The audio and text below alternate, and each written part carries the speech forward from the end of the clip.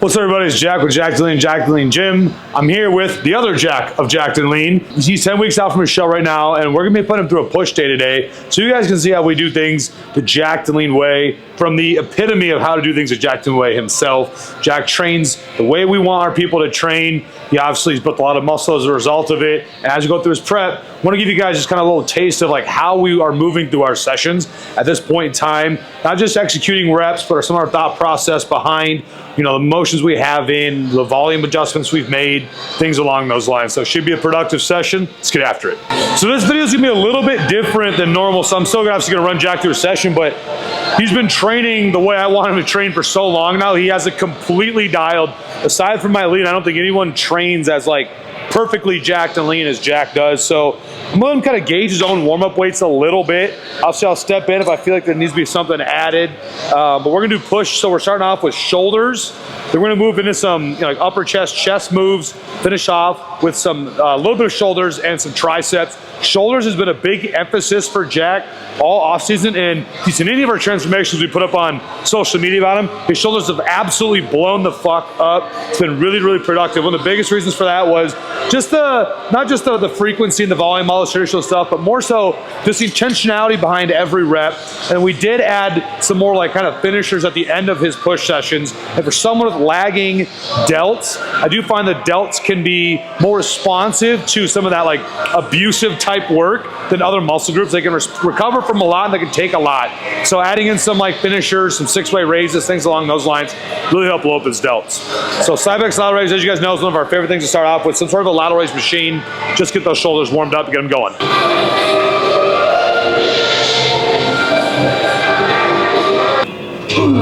Come on, Jack. Keep knocking them out, baby. So wait a second, don't snap it now. Roll into it. There you go. Again, here we go. Nice. Same height every rep. Come on. There we go. Two together now. Two together. Two together. Keep the pressure. I got you. One more. Don't lift it. Out to the side. Let's go. There we go. Stick. Nice. Down. When you're hitting that, where are you feeling that the most? Right through here. Okay. So if you see on that one, this is not wrong by any means, but Jack's thumbs are up just a little bit more versus kind of that pinky going up. Slight emphasis on where it's going to probably hit him in the shoulder, but his shoulders have responded really well, so we're not going to fuck with that too much. But on the neck, good, yeah. The other one is when I leave that pinky, I feel that more on the back end of that there too. Just a little bit, yeah. That full head being developed. Yeah, absolutely. Yep. I would say. I don't mind hitting the higher end of this begin with. When I go too heavy, that's when I start snapping. So that's why I took an initial drop back on prep, set that standard. Yeah, so in prep training, Jack's done a really good job of this so far, just completely checking the ego. Like, you need to train hard and need to maintain some semblance of output and stimulus to the tissues to tell it to stay, basically. But if you start lifting with your ego and only trying to match the logbook every lift, you're gonna inevitably not be able to recover from that amount of work and likely cause issues or just stall in general. And so at some point in prep, there's almost like these thresholds where you have to accept some level of like deviation from the normal loads you would push. Sometimes it's just because like there's just less of you and there's less leverages, right? It's not always just an output because of lack of carbs.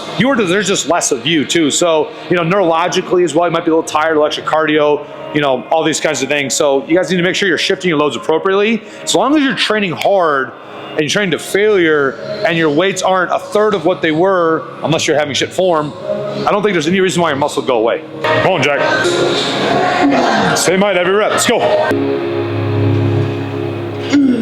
Two. Come on. Two. Through. One more. One more. One more. One more. One more. Up. Up. Stick. There you go. Good. That felt good. We've distributed his volume. Obviously, shoulders has been the big focus, but not just at the beginning or just at the end of the workout. We kind of are bookending his workouts with shoulder volume right now, which is allowing us to accumulate a little bit more without overly sacrificing like chest work and tricep work as well. So if you did all your shoulder volume, sure, you're emphasizing it, but at some point it's like, all right, you know, your chest would start to maybe suffer because that's always at the end of the workout. We're doing a little bit to touch it early on, then some other work, and then kind of shoulders at the end to finish them off, and it's been working really well, right? Yeah, very cool. when you train as hard and as intentionally as Jack does, like, you didn't need a couple assisted reps at the end. We're not doing crazy drop sets. There's no extra benefit to, especially in prep, like burning out a ton and doing high reps to carve in the detail. That shit doesn't work, right? If anything, that would have inroad him for further exercises in different planes that he needs that energy for. So if you saw like that point that Jack was finishing at, with maybe that 1 or 2 assisted reps, like that's money. That's why you guys need to keep training the entire prep. I want you to lean. I want these arms to kind of float behind your body, and your pinkies are going to be up a little bit more now. You kind of just glide them, just kind of float them out to the sides. Yes, like really let those arms drift down behind your body. Float. So find your natural arm slot, kind of whatever degree out to the side your body wants to do. Yeah, that's good right there. How's that feel? I feel that. Good. How's that load feel? That's good there. Yeah, honestly, man, like let's just work there. Maybe just stick that top a little bit more then. Cool, let's get it. Come on now.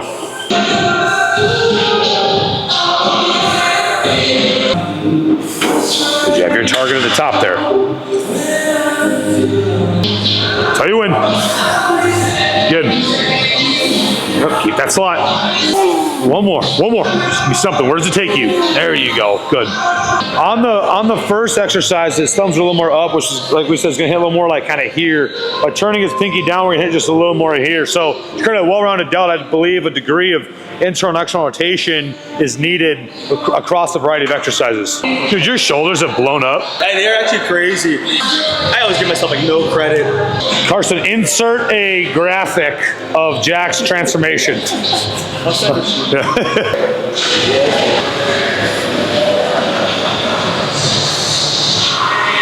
go. Keep the rhythm. Keep the rhythm. There you go. Come on. 2. One more. Let it wrap. There you go. Nice. Down. Good. Obviously, we're not trying to beat them up with weights on fucking lateral raises. If you guys really think about it, like if the weight's here, it's all the way, this is the moment arm, right? All the way to your shoulder. That's a very long distance to be able to do 50 fucking pounds, right? You're not very strong in that position. So a little higher reps, a little bit lighter weight, get some good burn. He hasn't had any shoulder pain with all the extra shoulder volume he's been doing. Everything's been responding. So this isn't like the sexiest drop set, triple tricep. It's just a well set up exercise with the right hand position for what he needs to target, takes it to failure. It's not fucking rocket science. I want to try this first, and then I'm actually going to try something else with you today. I actually want you grabbing up here on the handle. Found that lately a lot of people just find that a little more comfortable. That was more comfortable. A little more at the bottom though. Yeah, it's a tiny bit more like IR, just a little bit versus here, like at the bottom. Okay, now try that again, but instead of your hand like this, go like this.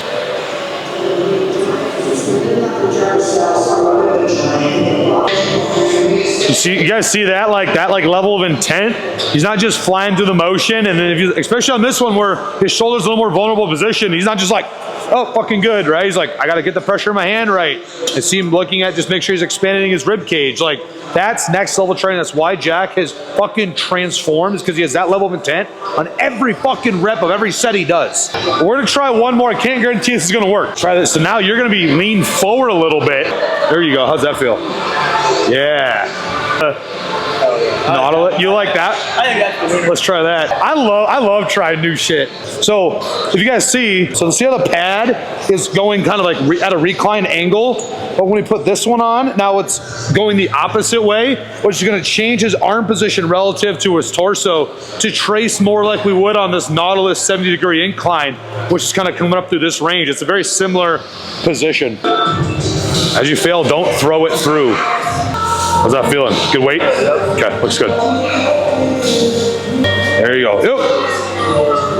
There you go. Nice. How's that feel? That was good, yeah. Yeah. Felt good, like right here, right there. My favorite cue on pec flies, I think is underrated, is imagine the bottom of your hand is on like top of some water, and you're just trying to like glide right along the top of the water, actually crossing that barrier and seeing that splash, right? You're just kind of gliding it. By doing that, you're not elevating and changing your shoulder positioning too much either. It's just a sliding, gliding motion. Getting tired of loading weights is a first world problem.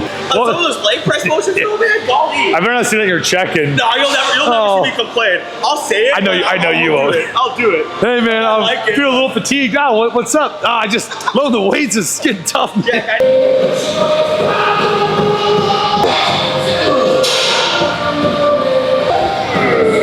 Yep. Now don't force through it. To it, not through it. To the stick, not through it. There you go. One more, Jack. Just give me a little something. There you go, gotcha. I like that a lot. All right, so now we're gonna move on to our pressing. So we did the shoulders, not just because that's his, target body part, but also I like to get the shoulders moving, get some blood flow to the area. By the time you get the pressing in, your shoulders just usually feel a little bit better. And then we moved on to pec fly, so that now his chest, those fibers are warmed up kind of through this range of motion. Now we get on to pressing. Everything should be nice and juicy, ready to rock and roll. If you guys are having shoulder pain, I've talked about this a million times before, consider that structure to start off your push days. Another nice thing about like getting all that blood flow in early is that like he doesn't need quite as many warm-up sets, and he's just so dialed into this routine because we don't change it all the time that he kind of knows what his warm-up weights need to be to get into where he needs to go, which is beauty when it comes to prep because that's less wasted energy. So don't underestimate, like I usually like to have people kind of run a plan that we were doing at the end of the grow into prep to start at least, just because now we have those variables controlled. You have already seen it in this video at this point because Carson has the overlay, but like we had what, 50 something pounds of tissue in like his off season this year of really solid weight, and not a single one of those is coming from like 2-hour workouts with a bunch of junk fucking volume, right? Jack's so dialed in terms of like how much he needs to do in a session. His pacing is awesome, just locks in and just kind of does his thing, and I think everyone could take note. That's why he had such great growth. Let's go, come on.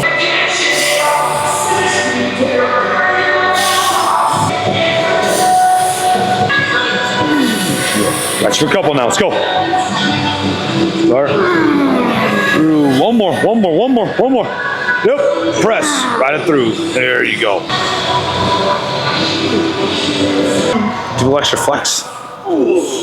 This dude does so little focus on like his social media presence. He doesn't even know how to like inherently flex at the camera with his pump.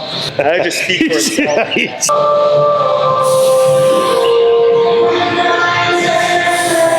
Start it. Yep. Blow up to the middle. Come on. Nothing changes now. Let's go. Start. Through. There you go. Control. Down. Nice. Shit, bro. Nice.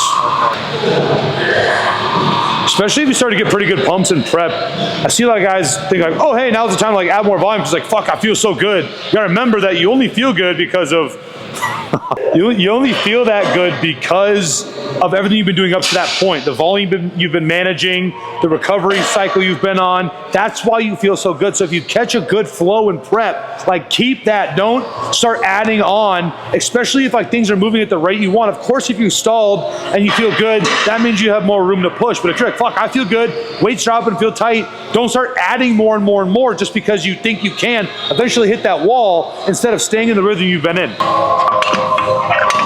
Chin tuck, tall chest. Chin tucked, tall chest. How's that feel? I feel fucking money. Yeah, it looks so good. Here we go.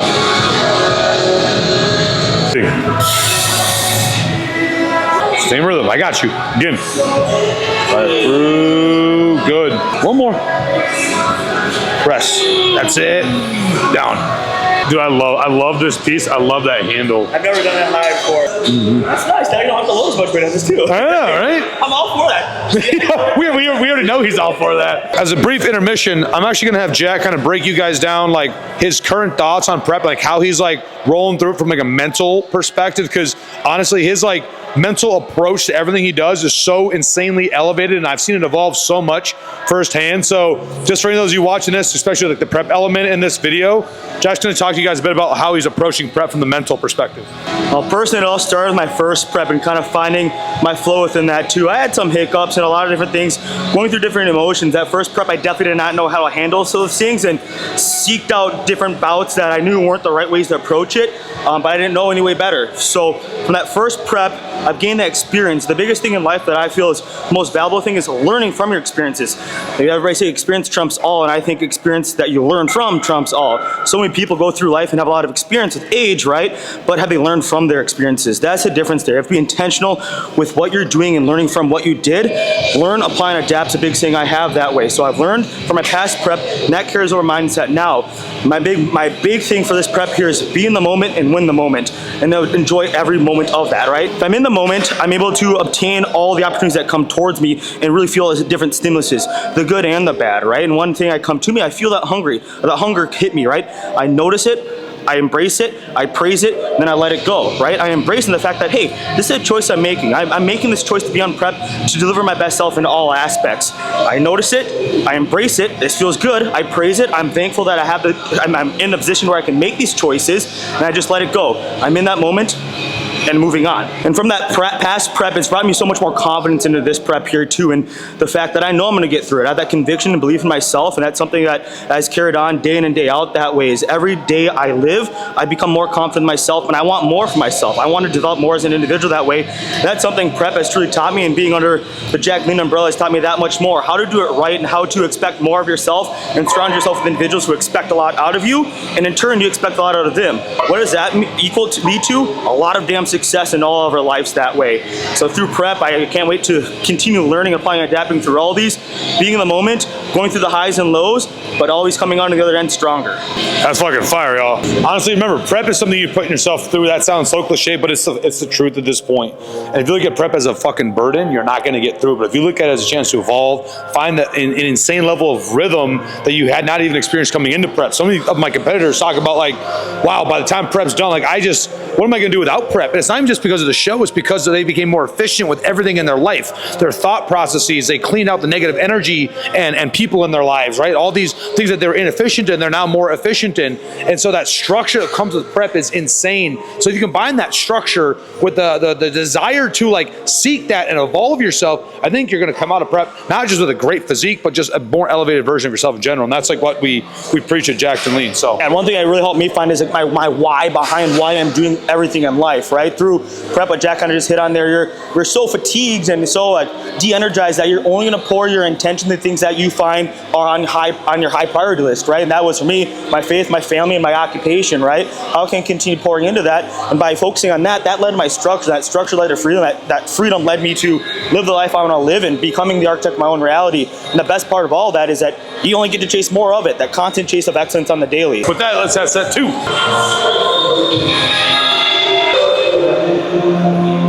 Good job tracing that upper back. Come on. Start it. Right through. One more. Up. That's it.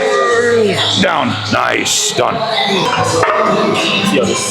Dude, you look full of shit, man. You look very round.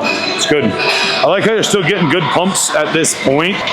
As far as adding like gear and pushing up that type of stuff in prep, a lot of people just think that these arbitrary time points, you need to elevate dosages just to elevate dosages. And what you need to be looking for, in my experience, is more like subjective variables.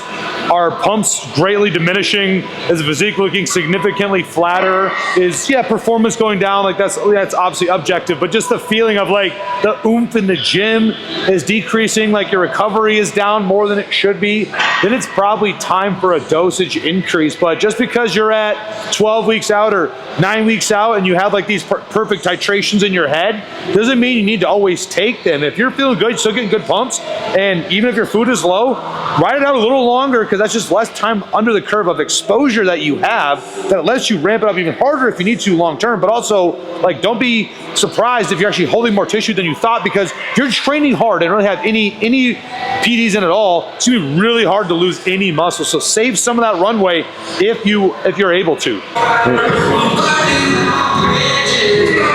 Come on, Jack, let's go. Up. There you go. Two. One more. Press. There you go. All right. Ready? Count me down. Go. Come on. Slide up through back. There you go. Here's 1. 2, I don't expect a ton. Give me a little something, right together. 1 more. Press. That's failed. Good. All right, triceps. I literally had one of my questions earlier today. No, did you really? Great Jack minds think alike. I like the ropes. I mean, yeah, it could be wider and allow for more out at the top, but I like how it, where the focus does the bottom half. Yeah. 10, 15, 12. 10 to 15. Good. We're not going higher rep ranges just because it's a prep to burn out more muscle or glycogen or whatever. The goal is more so, especially with some of these newer moves we're kind of incorporating today, just to not overload him when he doesn't need to be overloaded. Like, you're still taking it to failure. And the thing about higher rep ranges is some people will not push as hard because they fail due to other things. But I know Jack is, like, have you seen, this is true fucking failure. So the 10 to 15 is just more so as we're trying to incorporate some new moves, like not trying to get that rep down into 6 to 8 where there's more risk of injury or overdoing it, right? We're just getting really solid kind of pump today. As you start to fill, don't jerk through it. Track to it. There you go. There you go. One more. A little something from the triceps. That's it. Down. Gotcha. The biggest reason why I see people have elbow pain on overheads is that they just go way too damn heavy.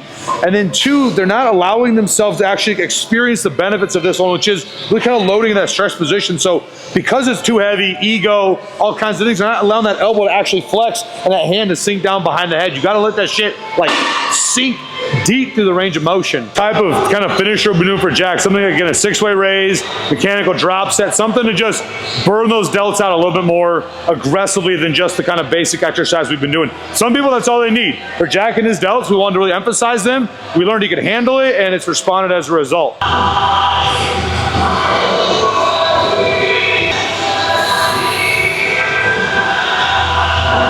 Yep, long lever, big arc. There you go. 2. 1 more. Good, nice, step through. Throw to me.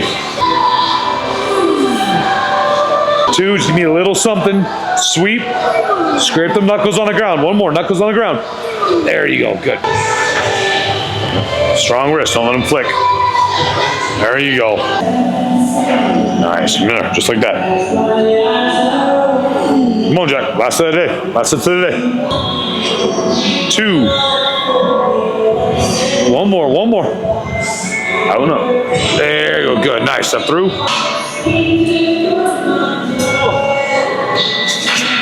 He gets less athletic the more you do it. Come on. Feel that stretch through. There you go. Nice. Yep. Feel it wrap. 2. Strong wrists. Lead from here. 1 more. Down. There you go. Done. Nice. I'll do it. That's it. And that's a wrap on push day for Jack, the Jacked and Lean Way, 10 weeks out from the show. Stay tuned for more videos on how to become more jacked and lean.